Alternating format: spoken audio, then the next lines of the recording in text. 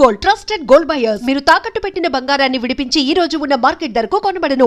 Welcome to I dream. నేను Deshri. Present మనతో పాటు స్టూడియోలో లైఫ్ కోచ్ గా, రిలేషన్షిప్ ఎక్స్పర్ట్ గా 13 ఇయర్స్ ఎక్స్పీరియన్స్ ఉన్న రామ్ మెట్టు గారు ఉన్నారు. ఆయనతో మాట్లాడదాం. హలో అండి. హాయ్ అండి. ఇవాళ మనం జెన్జీ కిడ్స్ గురించి మాట్లాడుకుందాం. అంటే రీసెంట్ గా కొన్ని సర్వేస్ చెప్పాయి జెన్జీ కిడ్స్ లో చాలా చాలా చేంజెస్ వస్తూ ఉన్నాయని. మీరు ఒక అంటే లైఫ్ కోచ్ గా చాలా మంది జెన్జీ కిడ్స్ కి మీరు మోటివేషన్ ఇచ్చుంటారు కదా. సో ఎలాంటి చేంజెస్ మీరు చూస్తూ ఉన్నారు? వాళ్ళలో ఉన్న ప్లస్లు ఏంటి, మైనస్లు ఏంటి, పాజిటివ్ థింగ్స్ ఏంటి, నెగటివ్ థింగ్స్ ఏంటి? జెన్ జీ అనేసరికి సమ్హౌ ప్రీవియస్ జనరేషన్స్ ఏంటంటే వాళ్ళని వీళ్ళు దేనికి పనికిరారు, వీళ్ళు మరీ బోల్డ్, వీళ్ళకి సంస్కారం లేదు, ఇట్లాంటి థాట్స్ ఎక్కువ వస్తూ ఉంటాయి for the previous generations. But frankly speaking Gen Z వాళ్ళకి ఎన్ని అడ్వాంటేజెస్ ఉన్నాయి, అఫ్ కోర్స్ నెగిటివ్స్ ఉన్నాయి, బట్ అడ్వాంటేజెస్ కూడా చాలా ఉన్నాయి. The way their mind set is, ఇవన్నీ చూసుకుంటే కనుక. సో కరెంట్లీ చూసుకుంటే కనుక Gen Z is very open to learning అనండి. మన టైమ్స్లో చూసుకుంటే కనుక మనం ఏంటంటే ఒక ట్రెడిషనల్ అప్రోచ్ ఫాలో అయ్యేటోళ్ళం. లైక్ క్లాస్ రూమ్లో చెప్పిందే నేర్చుకునే వాళ్ళం. It was very like stereo typed ఉండే మన దగ్గర లెర్నింగ్ ప్రాసెస్ అనేది. బట్ కరెంట్ జనరేషన్ ఏంటంటే they are willing to learn by themselves. ఇప్పుడు చూడండి, ఏఐ అందుబాటులో ఉంది, టెక్నాలజీ అందుబాటులో ఉంది. వాళ్ళకి ఏం నేర్చుకోవాలన్నా సరే అసలు వెనకాడకుండా వాళ్ళకి వాళ్ళే ఎక్స్ప్లోర్ చేసుకుంటూ నేర్చుకుంటున్నారు. So that is one good thing that they have. And they are very fearless also. మన దగ్గర చూసుకుంటే, అంటే మన జనరేషన్ చూసుకొని ఉంటే, we used to get scared for every damn thing. You know, ఎంతో మంది ఐఎమ్ ష్యూర్ కనెక్ట్ అవుతారు దీనికి. చాలా మంచి మంచి ఐడియాస్ ఉండే వాళ్ళకి, like they had brilliant ideas, business ideas. కానీ అది ఇంప్లిమెంట్ చేయాలి అని అంటే ఎక్కడ ఫెయిల్ అయిపోతానేమో అనే భయంతో వాళ్ళు వెనకడిగేసి వాళ్ళు చేసుకునే ఆ 9 to 6 జాబ్కి స్టిక్ ఆన్ అయిపోయేవాళ్ళు. మన జనరేషన్ మొత్తం ఎంతో మంది అలా స్టిక్ ఆన్ అయిపోయి ఉన్నారు. But current generation is not like that అండి. Gen Z is like, you know, they are very fearless.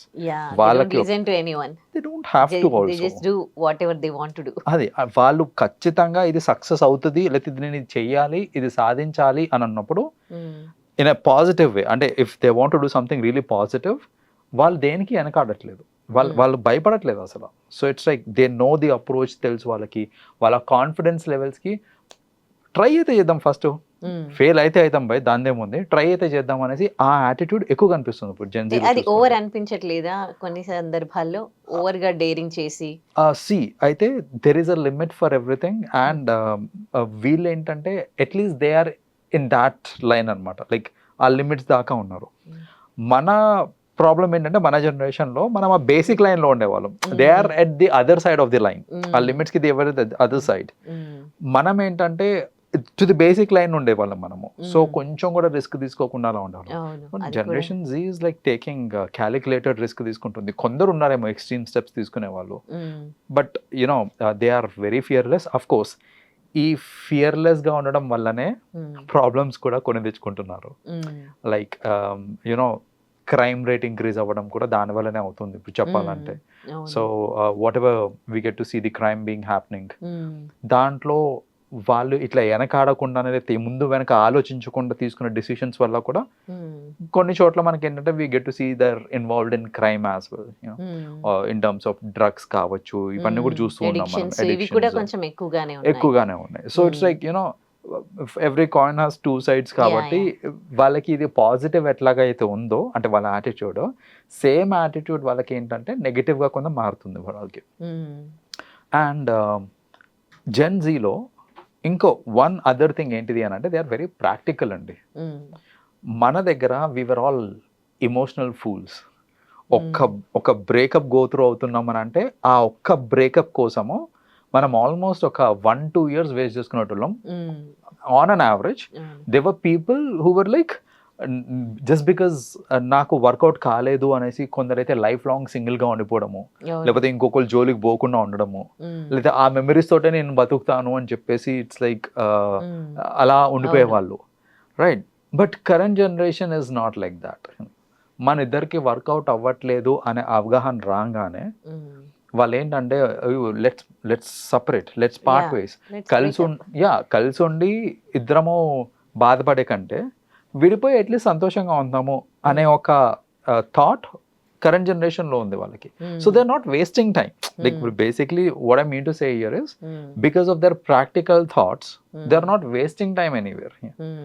But again, the problem is, ఈ practical thoughts వల్లనే they are not holding on to a lot of relationships also. కొన్ని valuable relationships ఉంటాయి, right, where you are supposed to hold on to, Yeah. and They అది don't hold even try to hold. they are not even trying to hold such relations అన్నమాట. Mm. So ఈ practical thoughts వల్ల వాళ్ళకి ఎలాగైతే benefit ఉందో అలాగే negative కూడా ఉంది, that they are missing out on holding valuable relationships.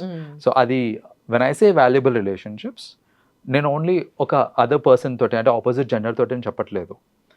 యాక్చువల్గా చెప్పాలంటే the kind of relationship that a father and a son holds, father and daughter holds, or mother son mother daughter, ఇవన్నీ చాలా beautiful relations చెప్పాలంటే. కొన్ని విషయాలు ఫాదర్కి మాత్రమే చెప్పుకోగలుగుతారు అబ్బాయిలు, but when it comes to support mother దగ్గర నుంచి సపోర్ట్ ఎక్కువ వస్తూ ఉంటుంది, రైట్. విమెన్ కూడా అంతే, లైక్ కొన్ని విషయాలు మదర్కి మాత్రమే చెప్పగలుగుతారు, బట్ సపోర్ట్ వైజ్ చూసుకుంటే ఫాదర్ దగ్గర నుంచి ఎక్కువ సపోర్ట్ వస్తూ ఉంటుంది అమ్మాయిలకి. సో ఇలాంటి బ్యూటిఫుల్ థింగ్స్ ఏవైతే ఉన్నాయో current generation is missing out అండి, because they are not spending time with parents.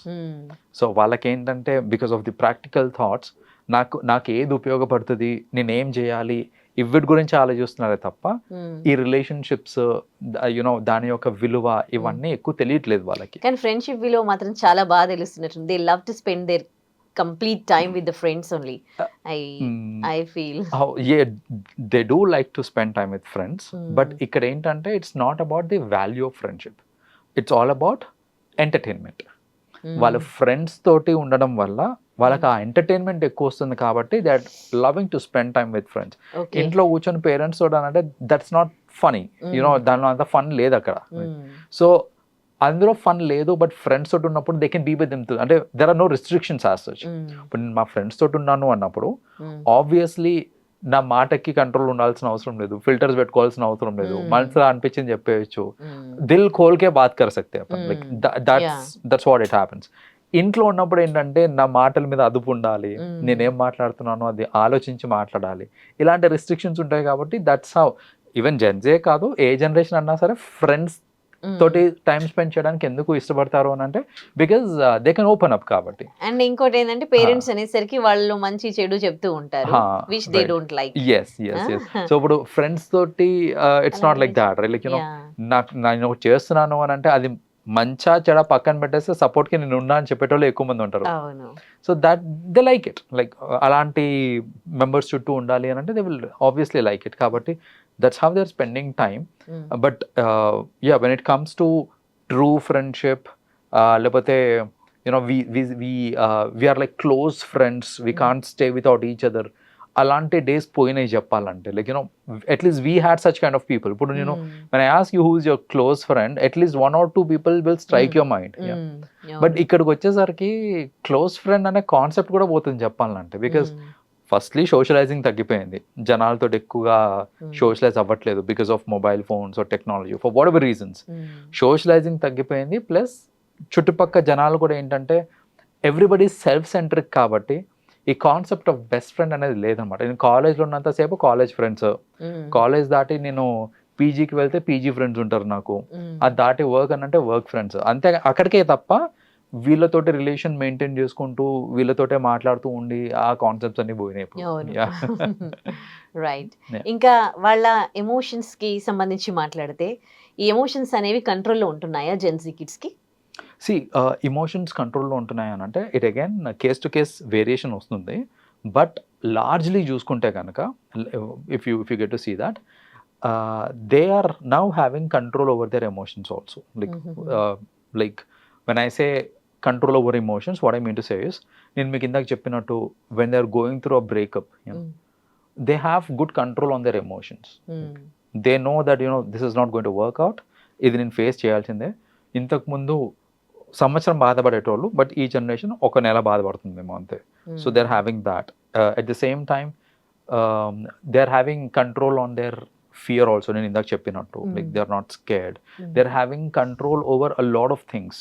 Like you know sometimes ఏంటంటే కోపం వచ్చేస్తూ ఉంటుంది. లైక్ జెన్జీ చూసుకుంటే కనుక కోపంలో అట్లీస్ట్ మన ప్రీవియస్ జనరేషన్లో వీ యూస్ టు రియాక్ట్, ఎవరైనా మనకి ఏమైనా చెప్తే రియాక్ట్ చేసేసేవాళ్ళు. బట్ కరెంట్ జనరేషన్ ఏంటి అని అంటే they are responding, they are not reacting, that's is responding అనమాట. సో ఇన్ అ వే చెప్పాలంటే that's a good thing, they are having control, but there are few fools who are not having control as such. So they are venting out their anger in public. అంటే పిచ్చి మనసుకి నచ్చినట్టు వాళ్ళు చేసేస్తూ ఉంటారు, let whatever people think అనేసి. So current జనరేషన్లో there is a mixture of both the mindsets. So we can't generalise saying that only వీళ్ళు ఉన్నారు లేకపోతే ఓన్లీ వీళ్ళు ఉన్నారని కాదు. So we get to see a mixture of both. Okay, Yeah. Right, thank you. You're welcome.